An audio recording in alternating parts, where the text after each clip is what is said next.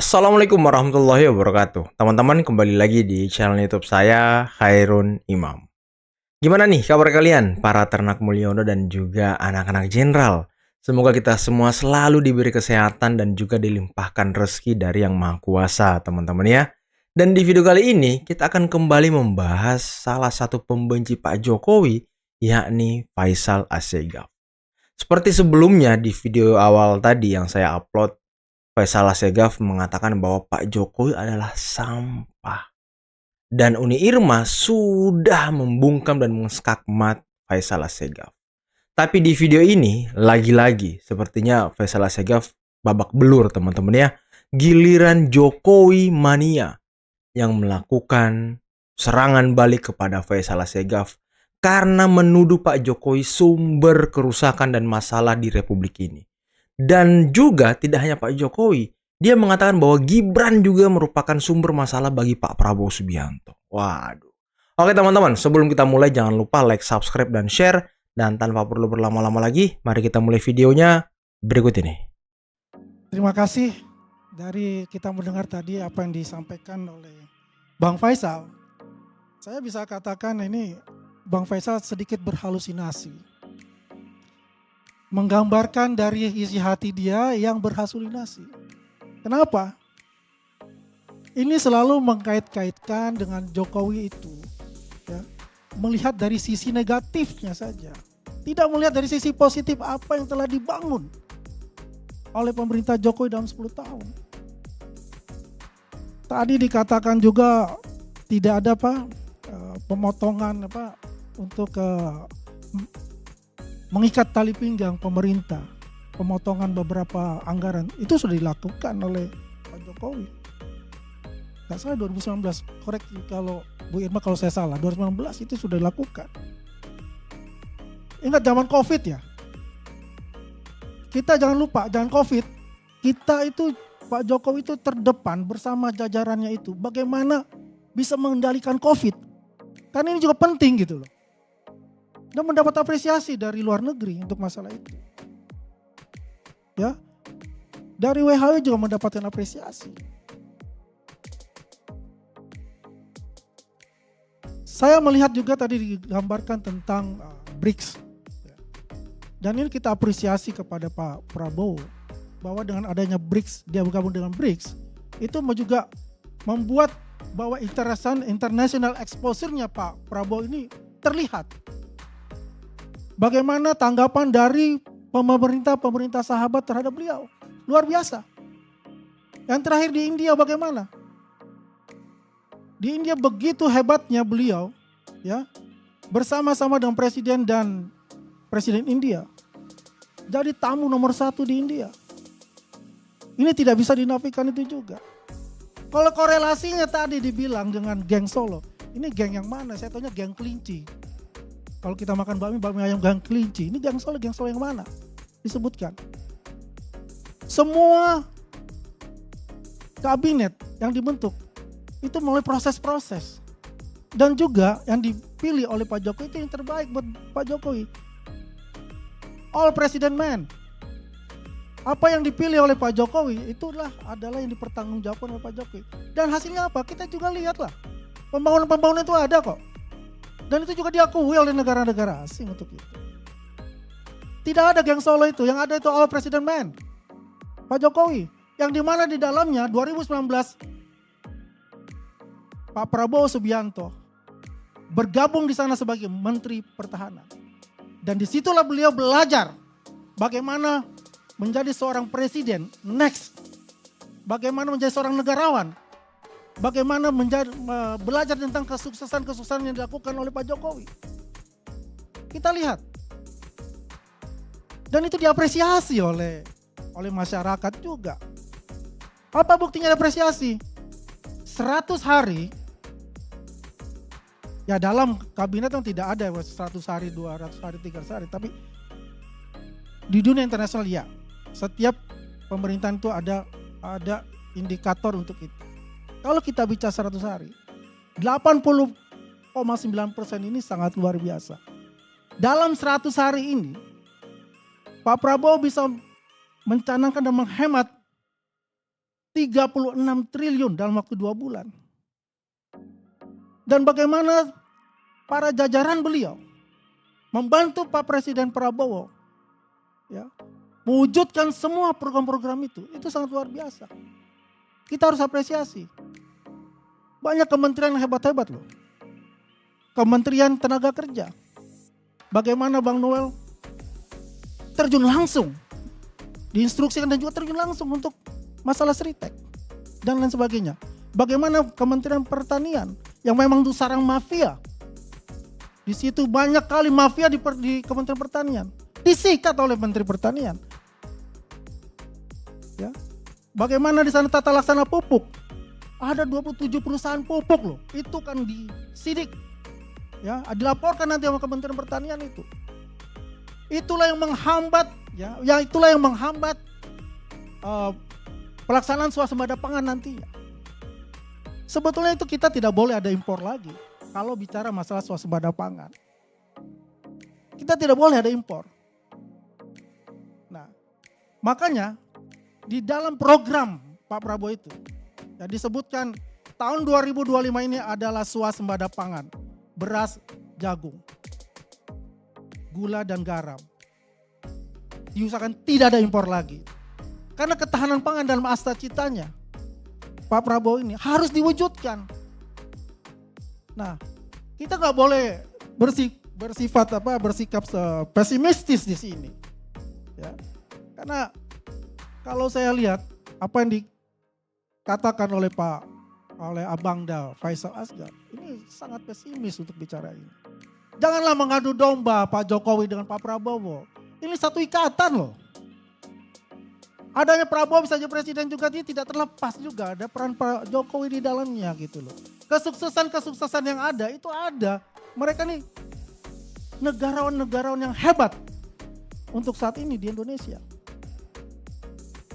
Terlepas dari kekurangan-kekurangan yang ada. Kalau kita bicara kekurangan itu tidak ada yang selesai untuk itu. Kalau kita berpikiran negatif pasti bawaannya negatif terus. Tapi saya senang lah karena ini adalah kritikus politik Pak Abang Faisal Asgaf. Ini juga masukan buat pemerintah.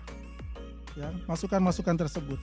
Cuma saya akan katakan mengenai dukungan signifikan dari pemerintah luar.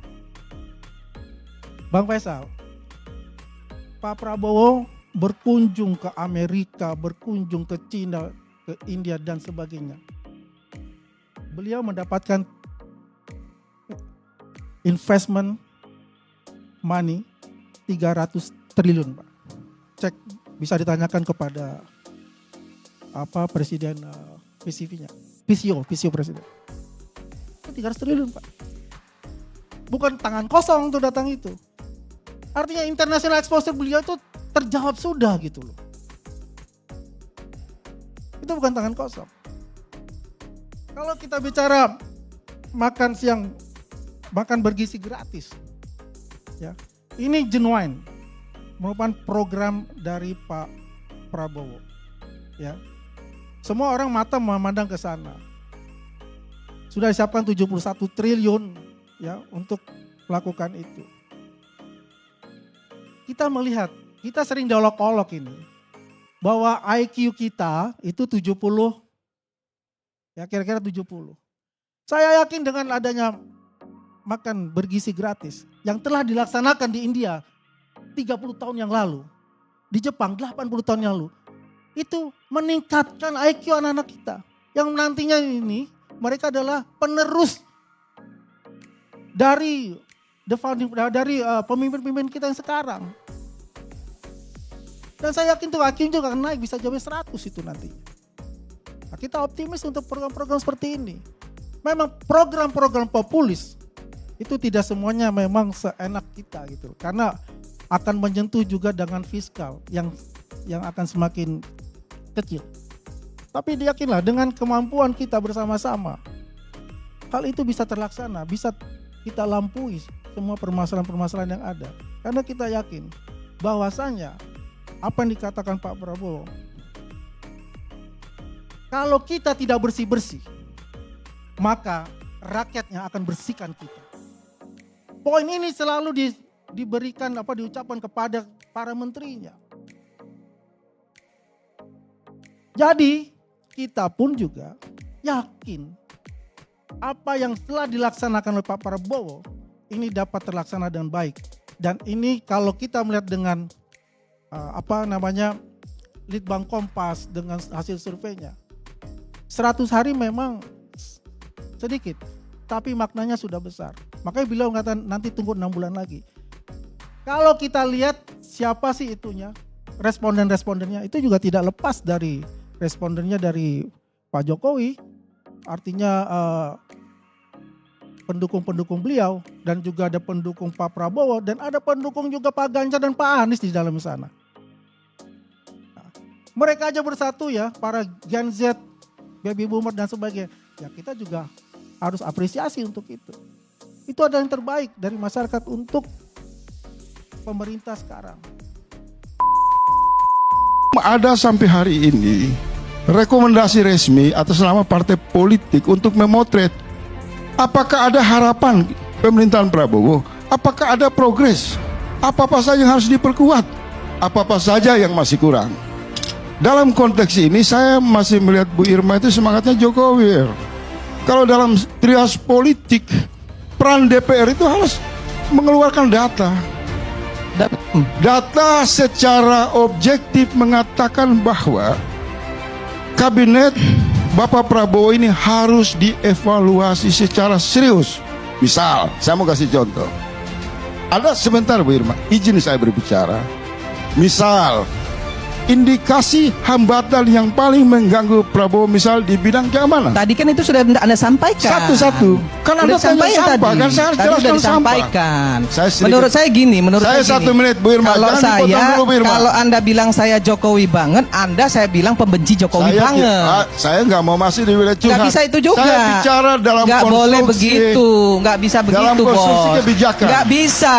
Jadi kita itu harus fair, ya. Kalau bicara itu harus fair. Tadi Anda ngomong, saya diam. Setengah menit. Nah, ketika saya ngomong ya bisa, sudah Pak, selesai. Kami saya lanjut setengah menit dan saya berhenti. Bisa begitu.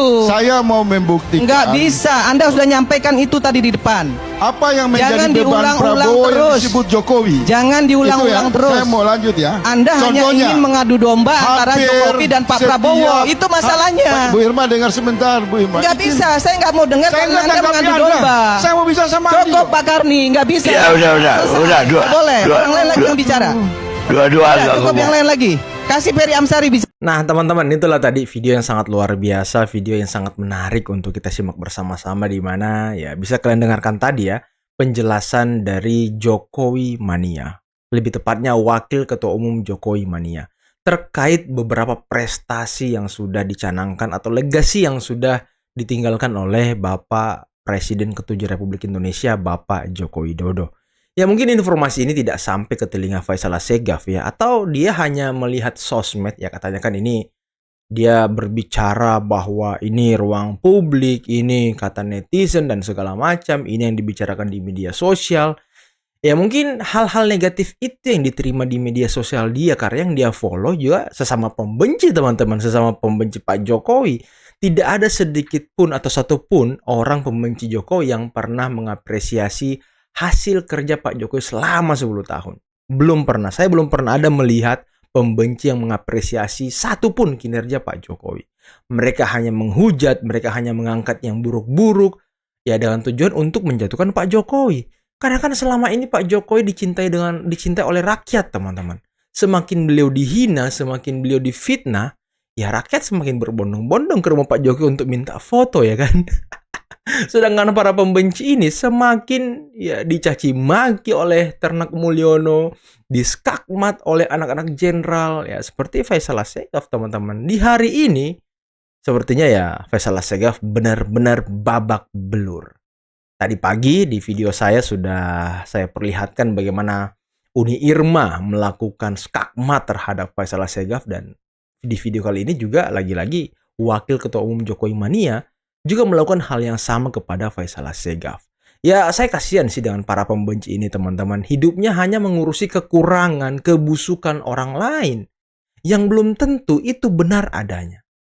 Ya ayolah, cobalah untuk melakukan hal-hal positif lainnya gitu. Jangan hanya yang negatif. Jangan sampai diusir juga loh kayak Said Didu. Oke teman-teman, mungkin cukup sekian dulu video kali ini. Jangan lupa like, subscribe, dan share videonya. Akhir kata, billahi taufiq wal hidayah. Wassalamualaikum warahmatullahi wabarakatuh. Bye-bye.